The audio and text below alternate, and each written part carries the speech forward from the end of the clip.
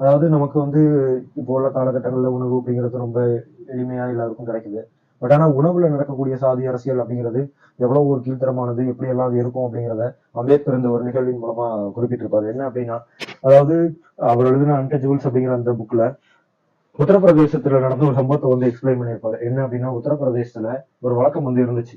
எப்போ அப்படின்னா, மார்ச் மாசத்துல ஏப்ரல் காலகட்டத்தில் 1900.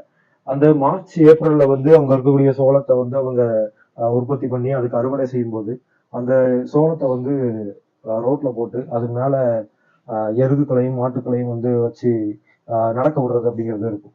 அதுங்களை நடக்க விடும்போது சில நேரம் என்ன பண்ணுவோம் அப்படின்னா, அந்த எருதுகளும் மாடுகளும் வந்து அந்த சோள கதிர்களை அங்க இருக்கக்கூடிய சோள பயிர்களை வந்து தின்றும். தின்ன உடனே அதுக்கு வந்து சில நேரங்களில் செரிக்காது, சில நேரங்களில் செரிச்சிரும்.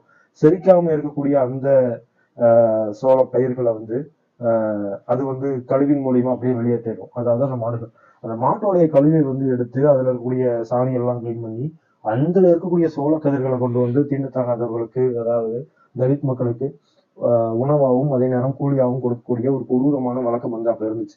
இப்போ நம்ம இந்த விஷயத்த நம்ம யோசிச்சு பார்த்தோம்னா இன்னைக்கு இருக்கக்கூடிய ஆஹ் இது இன்னைக்கு பல இடங்கள்ல மாறி இருக்கு அப்படின்னா கூட இது இது இது ஏற்படுத்தக்கூடிய தாக்கம் அப்படிங்கிறது அவ்வளவு பெரிய ஒரு விஷயம். அதாவது சாப்பாட்டுல கூட இழிவான ஒரு பொருளை தான் நீங்க சாப்பிடணும், இழிவாக கிடைக்கப்பட்ட ஒரு பொருளை தான் நீங்க சாப்பிடணும் அப்படிங்கிறது எவ்வளவு ஒரு அருவருப்பான ஒரு சூழலா வந்து இருந்திருக்குங்கிறத நீங்க பாத்துக்கோங்க.